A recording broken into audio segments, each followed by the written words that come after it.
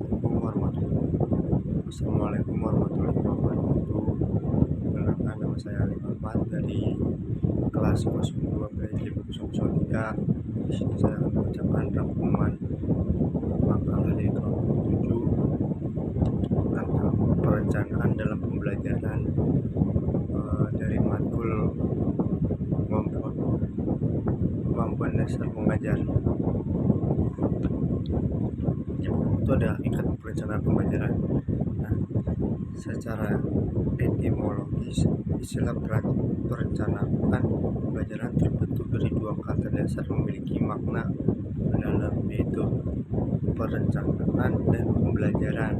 Nah, perencanaan dapat didefinisikan sebagai suatu proses nasional untuk menentukan urutan tindakan strategis, alokasi sumber daya, metode di masa depan guna mencapai tujuan tertentu yang telah ditetapkan sebelumnya. Nah, sementara pembelajaran adalah proses interaksi dua arah dan dinamis antara peserta didik dengan pendidik serta dengan berbagai sumber belajar dalam suatu lingkungan belajar yang terstruktur. Ketika kedua konsep ini diintegrasikan, maka perencanaan pembelajaran dapat dipahami sebagai sebuah proses sistematis dalam mengorganisasikan, memproyeksikan, dan merancang seluruh komponen pembelajaran yang meliputi tujuan, materi, strategi, media, metode, langkah kegiatan, hingga instrumen evaluasi dalam satu kesatuan alokasi itu tertentu demi mencapai kompetensi yang diharapkan. Agar rencana pembelajaran yang disusun tindakannya indah di atas kertas, tetapi juga aplikatif dan efektif saat diimplementasikan. Nah, itu harus memiliki prinsip kejelasan tujuan atau spesifik. Nah, rumusan tujuan yang ingin dicapai harus jelas, tegas, dan tidak membingungkan dan tidak menimbulkan penafsiran ganda, dan dapat diukur tingkat keberhasilannya atau measurable. Selanjutnya adalah tentang prinsip fleksibilitas atau kelenturan. Nah, perencanaan yang dibuat tidak boleh menjadi belenggu bagi guru. Perencanaan harus memiliki ruang adaptasi terhadap situasi real, dinamika kelas, kendala teknis, serta keunikan respon siswa yang muncul di tengah jalannya proses pembelajaran. Prinsip relevansi. Perencanaan harus memiliki keterkaitan yang kuat dengan standar kurikulum nasional, perkembangan psikologi usia anak, kebutuhan dari masyarakat, serta konteks lokal lingkungan tempat sekolah berada. Terus ada prinsip kontinuitas atau berkesinambungan. Di desain materi dan kegiatan pembelajaran tidak boleh berdiri sendiri secara terisolasi. Harus ada jalinan logis antara materi yang telah dipelajari dengan materi saat ini, serta menjadi landasan kuat untuk materi yang akan datang.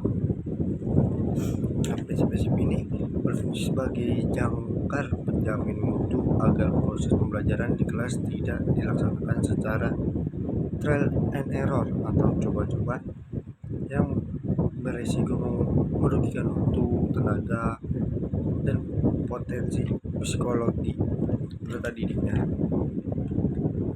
Penyusunan perencanaan pembelajaran yang matang memberikan kontribusi yang sangat signifikan bagi meningkatkan kualitas pendidikan di kelas. Nah, fungsi dan manfaatnya itu ada fungsi direktif atau penunjuk arah, bertindak sebagai kompas navigasi bagi pendidik agar proses mengajar tetap fokus pada esensi kompetensi, target, dan tidak meluas ke materi yang tidak relevan. Selanjutnya ada fungsi, esensi, dan efektivitas yang membantu mengoptimalkan pemanfaatan waktu, ruang, anggaran, alat peraga, serta energi guru dan siswa, sehingga tidak ada sumber daya yang terbuang sia-sia. Selanjutnya ada fungsi preventif atau antisipasi, memungkinkan pendidik untuk memprediksi potensi kendala kelas, misalnya kayak siswa yang kesulitan memahami materi abstrak, dan menyiapkan solusi alternatif terlebih dahulu. Selanjutnya ada fungsi evaluatif, menyediakan parameter standar yang valid untuk mengukur keberhasilan pengajar pada akhir sesi belajar sebagai dasar refleksi dari diri guru. Nah, langkah-langkah merencanakan pembelajaran itu langkah-langkah awal yang paling sakral adalah menentukan target akhir. Nah, pendidik harus menganalisis standar kompetensi nasional yang berlaku dalam konteks kurikulum merdeka di Indonesia. Langkah ini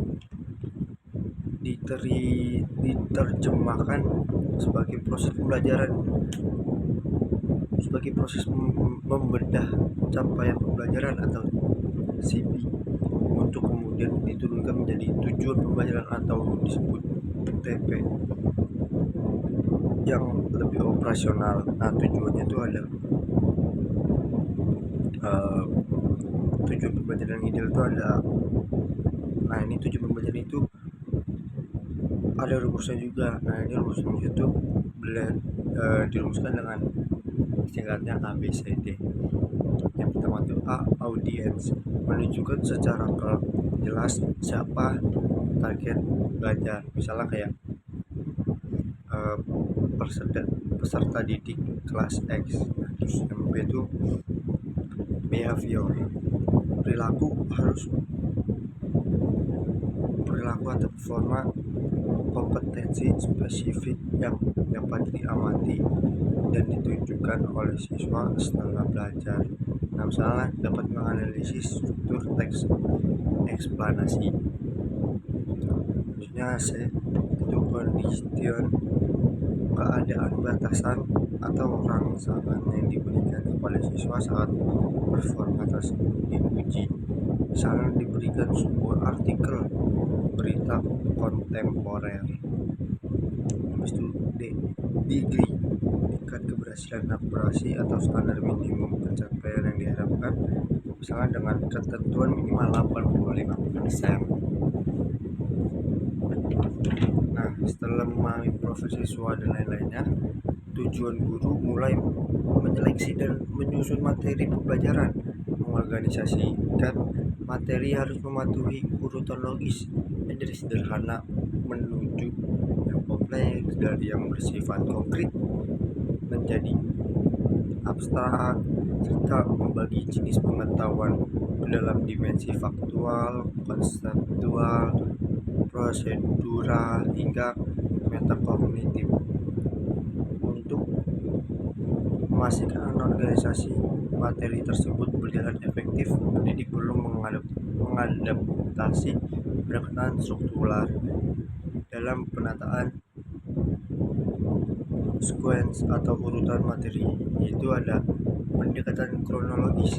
Materi diurutkan berdasarkan urutan waktu terjadinya suatu peristiwa, sangat cocok untuk mata pelajaran rumpun atau rumpun sosial atau sejarah. Nah, pendekatan kausalitas, materi ditata dengan mendahului konsep sebab akibat sebelum melangkah pada aplikasi yang lebih jelas. Pendekatan